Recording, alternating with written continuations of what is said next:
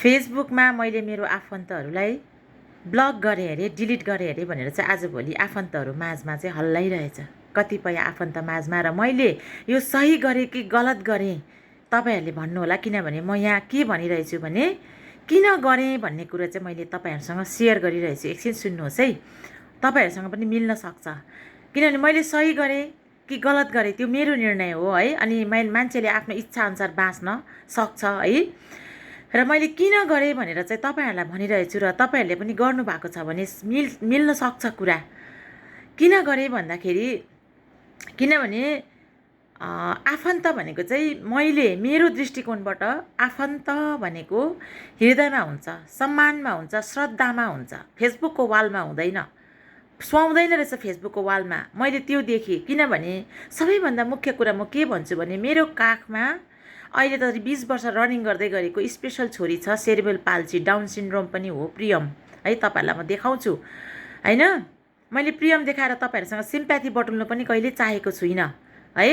अनि आफन्तहरू चाहिँ मेरो घरको अगाडिबाट स्कर्पियो गाडी लिएर हिँड्छ हो। मैले 70%, लगभग 70-80% आफन्तलाई चाहिँ मैले फेसबुकबाट ब्लक गरेको हो भन्ने कुरो सर्वप्रथम म यहाँ स्वीकार गर्न चाहन्छु। तर आजभोलि बाटो खोलिदिएको छु। कन्टेन्ट क्रिएटर भएपछि लुकी हेर्छन् है, चियाएर हेर्छन्। अनि तपाईँहरूलाई पनि थाहा होला, आफन्तले कमेन्ट, लाइक, सेयर, सहानुभूतिको एक शब्द पनि लेख्दैन। त्यसले गर्दा आफन्तलाई यहाँ हृदयसम्म, सम्मानसम्म राख्नुहोस्। भेटघाट गर्दा मिठो बोल्नुहोस्, तर फेसबुकको वालमा नराख्नुहोस् है। म त्यसो भन्छु। मैले त्यही कारण डिलिट गरेर मेरो घरको अगाडिबाट स्कर्पियो गाडी लिएर हिँड्छन्, स्विफ्ट लिएर हिँड्छन्, के अरे गाडीहरूको नाम पनि साह्रै आउँदैन है मलाई, के अरे इनोभा लिएर हिँड्छन् होइन, कुनै के अल्टो कि सल्टोहरू भन्नेहरू लिएर हिँड्छन्। तर मेरो घर हाइवेदेखि बेसीमा बेसी 100 मिटर दूरीमा छ, 100 मिटर मात्रै दूरीमा छ है। अनि मलाई र मेरो छोरीलाई चाहिँ फेसबुकमा हेर्ने, अनि भेट्दाखेरि के भन्ने, फेरि नानी त यस्तो जन्मेको रहेछ, अथवा यस्तो रहेछ, यत्रो भएछ नि है, हेर्छु नि फेसबुकमा। अब त्यो बोली हुन्छ नि, मान्छेको चाहिँ बोली हुनुपर्छ है, सहानुभूतिको शब्द हुनुपर्छ, जसले चाहिँ मलाई अझै मोटिभेसन आओस्, प्रेरणा आओस् है। उनीहरूको नजरमा त म कमजोर भएँ नि त, त्यही कारण त मलाई हेप्नु खोज्छन्।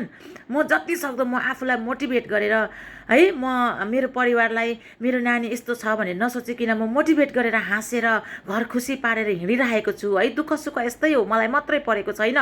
किनभने दुःख झेल्नुको लागि चाहिँ आफूभन्दा तलको मान्छेलाई हेर्नु अरे नि त, आफूभन्दा तल दुःख झेलिरहेको मान्छेलाई हेर्नु अरे। म त्यस्तै मान्छेहरूलाई हेरेर आफू मोटिभेट हुन्छु। मभन्दा माथि उच्च मान्छेहरूलाई म हेर्दिनँ। अनि सबैभन्दा मुख्य कुरो, म जति छ त्यतिमै रमाउँछु। अनि जति खोज्छु कसैको लुटेर धुतेर होइन, मैले जे पाउँछु त्यो कुरो चाहिँ म खोजेको हुन्छु। त्यति मात्रै हो। मान्छे यथार्थमा बाँच्नुपर्छ है। अनि आफूले इच्छा लागेको कुरो गर्नुपर्छ।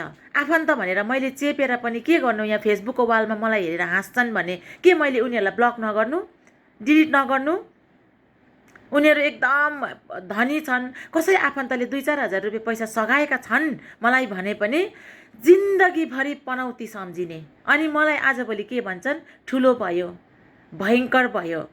मैले कहाँ भयङ्कर देखाएँ, कहाँ ठुलो भएँ? मेरामा भएको कुराहरू म यसरी फेसबुकको एउटा प्लेटफर्म पाएको छु, त्यहाँ लेख्छु, बोल्छु होइन, नानीलाई पनि देखाउँछु, अरूलाई मोटिभेट गर्छु। हो, म ठुलो चाहिँ ठुलै छु। यी अनुहार यत्रो ठुलो छ, गोलीखेलले ग्राउन्ड जत्रै छ, निधार पनि, नाक ठुलो छ, आँखा ठुलो छ, यी पाखुराहरू पनि यत्रो छ। मेरो त ठुलो चाहिँ ठुलै छु, 5 फिट 5 इन्च हो पुरा हो। अनि दिमाग पनि ठुलो छ, सोच पनि ठुलो छ, हृदय पनि ठुलो छ है। त्यस्तो ठुलो चाहिँ छु म। तर धनमा अहङ्कारी गर्ने है, त्यो आफ्नो केमा अहङ्कार गर्ने कुरो चाहिँ मेरोमा केही पनि छैन। कसैलाई एउटा कुरा सोध्यो, कसैले मलाई सिकाइ माग्यो भने म 10 वटा कुरो बताइदिन्छु। मेरोमा खासमा त्यो गलत हो, तर म बताइदिन्छु है। मबाट केही कमी नहोस्, उनीहरूलाई मोटिभेसन पाओस् भनेर म एउटा मजबुत मान्छे भएर पनि हिँड्ने कोसिस गरिरहेछु। मलाई कतिले लोलुप्ता दिनु खोज्छ, कसैले फकाउनु खोज्छ, कसैले खिसी गर्छ, आरिस गर्छ। म्याक्सिमम नारीहरूले आरिस गर्छ है, म्याक्सिमम साथीभाइ, इष्टमित्र, नारी मान्छेले मलाई खेदो गर्छ हो। कतिले लोलुप्ता देखाउँछ है, कतिले मलाई, तर म मजबुत भएर हिँड्ने कोसिस गर्छु। अनि यस्तो स्थितिमा आफ्नो निर्णय आफूले नलिनु, जहाँबाट मलाई खोसिन्छ, जहाँबाट मलाई नकारात्मकता आउँदैछ, जहाँबाट म मेरो भइरहेको खुसियाली जीवनमा पनि नराम्रो आउँदैछ त्यो आफ्नो मान्छे नै किन नहोस् उनीहरूलाई म इग्नोर नगर्नु, ब्लक नगर्नु। मैले मेरो आफन्तहरूलाई हृदयमा राखेको छु, सम्मान गरेको छु। हो, मलाई धेरैचोटि मलाई एकदमै माने के भन्नु घृणा गरे है, लत्याएका छन्। तर आफन्त भनेको चाहिँ फेरि मेरो परिवार होइन है। सबैले चाहिँ मेरो परिवार मैले बिहा गरेको घरको ससुराली परिवार भन्छ, होइन। ससुराली परिवारमा पनि होला कतिजना परिवार, मामाको छोराछोरी, मामा माइजू काका बडा बडाबाउको छोराछोरी, काकाको छोराछोरी, दिदी बहिनी पनि है। मेरो त आफ्नै घरमा मेरै आमाले जन्माएको मेरो 2 जना दिदीले पनि कतिवटा कुरा बुझ्दैन, लाटीहरू छ तिनीहरू, माक्को लाटीहरू छ। मैले त झेल्नु परेको भए सक्थेन पनि 2 बहिनीले हो। मेरो त 2 जना दिदीले पनि सीताले कसरी म्यानेज गर्छ, कसरी गर्छ त्यसले यत्रो के अरे ज्वाइँ बाहिरको ड्युटी अप डाउन गर्नुपर्छ, ठुलो छोरी पढ्दैछ, सानो छोरीलाई लिएर म अनेक किसिम गर्छु है। मेरो पनि इच्छा छ, मेरो पनि आकाङ्क्षा छ, मेरोमा पनि ट्यालेन्ट छ, मेरोमा पनि हरेक है म एजुकेसन पनि छ, हरेक कुरो छ र सीताले सबै मेन्टेन गरेर हिँड्छ भनेर मेरो 2 जनै दिदीले त बुझ्दैन। अरू मान्छेबाट त मैले आशै गरेको छुइनँ नि त हो।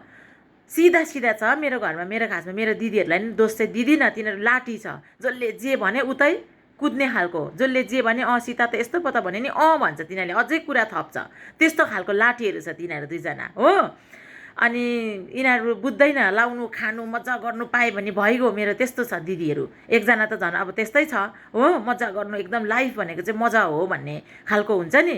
तर मैले चाहिँ लाइफको जे होस् प्रियम यस्तो जन्मेपछि मलाई हस्बेन्डले फुल सपोर्ट गर्नुभयो, किनभने हस्बेन्ड र म भएरै जन्मेको नानी हो होइन। ठुलो छोरी छ, त्यसले पनि फुल सपोर्ट गर्छ र हामीले आफ्नो नानीलाई एक्सेप्ट गरेर हामीले जुन प्रकारले अगाडि बढिरहेका छौँ त्यसमा खिसी गर्ने, टिउरी गर्ने, लत्याउने धेरैजना छन्। तर उनीहरूलाई पनि हामीले मायै गरेको छौँ, फेरि एक्सेप्ट गरेको छौँ उनीहरूलाई पनि। अनि त यसरी हाँसी हिँड्न सकिरहेका छौँ।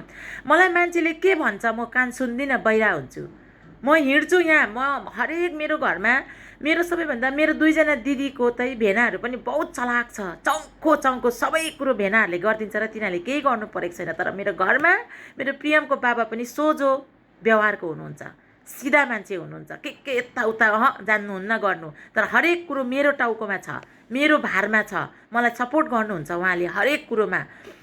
अनि यस्तो स्थितिमा मैले अरूलाई इग्नोर गरिनँ भने म कसरी हिँड्नु, कसरी अगाडि बढ्नु हो। अनि त्यसले गर्दाखेरि चाहिँ मैले ब्लक गरिदिएको फेसबुकमा चाहिँ मेरो आफन्तहरूलाई। मेरो घरको अगाडिबाट ढुइँ गाडी लिएर हिँड्छ, हामीलाई फेसबुकमा हेर्ने भनेर चाहिँ मैले डिलिट गरिदिएको, ब्लक गरिदिएको। हेऱ्यो त हेऱ्यो, केही छैन, एक वचन सहानुभूतिको शब्द छैन, एक वचन एउटा लाइक कमेन्ट छैन। अनि भेट्दाखेरि चाहिँ फेरि गिर्याएर होच्याएर फेसबुकमा देखेको थिएँ त भन्ने हो। अनि फेसबुकमा देखेको थियो भने त त्यही फेसबुक त डल्लै जीवन्त हुँदैन नि त। मैले त आफूले जानेको, मैले भोग्दै गरेको कुरोहरू पो सेयर गरेको त, त्यो कुरो किन बुझ्दैन उनीहरूले। मैले त मेरो परिवारमा फेसबुकमा झगडा गरेको त देखेको छु, लडाइँ खेलेको त देखेको छु, कटाक्चै भएको छ फेसबुकले गर्दा। त्यस्तो छ परिवार है। मेरो परिवारभित्र पनि 1-2 जना लेडिजहरू, जेन्ट्सहरूलाई चाहिँ म भन्दिनँ, किनभने मेरो मेरो हस्बेन्डको परिवारमा जेन्ट्सहरू एकदम जेन्टलमेनहरू हुनुहुन्छ है, एकदमै राम्रो हुनुहुन्छ धेरै जसो। तर कतिवटा लेडिजहरू पनि छ जसले चाहिँ फेसबुकमा लडाइँ पनि खेल्छ।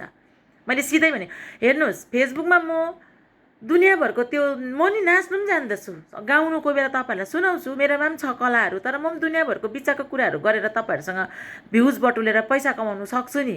तर म फेसबुकमा चाहिँ रियल कुराहरू भन्ने होइन, हामी एकअर्काको दुःख सुख बाँड्ने, अनि मैले भनेको कुराबाट तपाईँहरूले पनि केही ज्ञान पाउने अथवा मोटिभेसन पाउने। र मैले तपाईँहरूकोबाट पनि म बिचको कुराहरू कहिल्यै हेर्दिनँ म फेसबुकमा। मेरो फेसबुकको आजकल त एआईको उयसले गर्दाखेरि जे आफूले हेर्दैछ त्यही प्रकारको आउँछ नि मेरो फेसबुकमा। हेर्नुहोस् कस्तो प्रकारको आउँछ।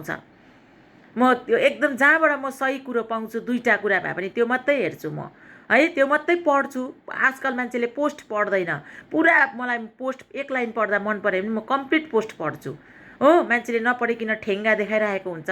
अनि यसरी फेसबुक चलाएको छ, हामीले त कमसेकम त्यसरी चलाएको छौँ न। अनि यो कुरा पनि भन्नु सही हो कि होइन, मेरो आफन्त पनि रिसाउँला होइन, यसले हामीलाई यसो भन्यो भन्ला। तर मलाई माया गर्ने, मलाई सहानुभूति राख्ने मेरो आफन्तहरूसँग माफी चाहन्छु। कतिजना 20-25% आफन्तहरू त छन् जसले मलाई माया गर्छन्, श्रद्धा गर्छन्, सोध्छन्। तर म्याक्सिमम आफन्त चाहिँ यस्तो हुँदो रहेछन्। सायद तपाईँहरूको पनि त्यस्तो हुनसक्छ है, मुखले ठिक्कै पार्ने अनि पछाडिबाट चाहिँ तीर हान्ने, खुच्चिङ मचाउने। मैले यो सीताले चाहिँ आजसम्म कसैलाई पनि त्यसो गरेको छैन। कसै मेरो आफन्त चिन्नुहुन्छ भने सोध्नुहोस्, मैले कुन चाहिँ आफन्तसँग दुर्व्यवहार गरेछु, नमिठो बोलेछु।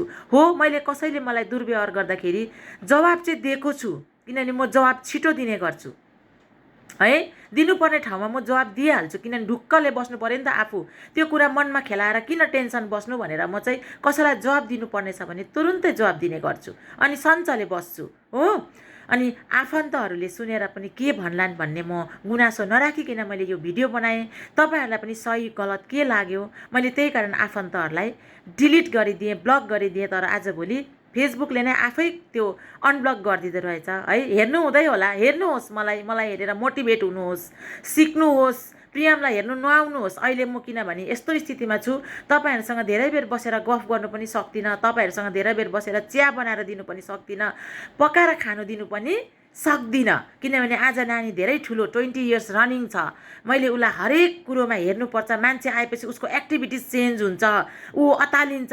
तपाईँहरूलाई देखेको छैन, तपाईँहरूलाई चिन्दैन, त्यसले गर्दा ऊ अतालिन्छ, उसको एक्टिभिटिज चेन्ज हुन्छ। त्यसले गर्दा तपाईँहरू नआउनु भए पनि केही छैन, नानी आफ्नो उमेरमा मग्न छ, हामी खुसी छौँ नानीसँग है। आखिरमा एक दिन मरेर जाने चोला हो है। यति नै जिन्दगीमा मेरो इच्छा छ कि म मर्दा मेरो नानी पनि सँगै जाओस्, ऊ मर्दा म पनि उसँगै जाउँ, मेरो र प्रियम चाहिँ कहिले पनि छुटिनु नपरोस्। यति मात्र इच्छा छ। आफ्नो मान्छेले पनि सुनिराख्नु होला है। तपाईँहरूलाई दुःख दिनु नपरोस् भन्ने चाहिँ मलाई पनि छ, किनभने मैले जन्माएको नानी हो है। मेरो लोग्नेले र मेरो ठुलो छोरीले त हेरिदिन्छ, तर तपाईँहरूले हेरिदिनुहुन्न भन्ने मलाई आशा पनि राखेको छुइनँ मैले है। अनि सहयोग गर्नुहुनेले पनि पनौती सम्झिँदो रहेछ, रात दिन ठुलो भयो भन्छ। म केही ठुलो भएको छुइनँ। म जहाँ थिएँ त्यहीँ छु, 2 पाइला टेकेर हिँड्दैछु, 2 छाक खाँदैछु, सादा खाना खान्छु होइन। नानीको लागि रोग नलागोस् भनेर आफूलाई मेन्टेन गर्छु, बस त्यति नै हो। अनि तपाईँहरूलाई कस्तो लाग्यो यो भिडियो सुनिदिएर कमेन्ट अवश्य गर्नुहोला, मैले सही गरेँ कि गलत गरेँ। धन्यवाद, नमस्कार।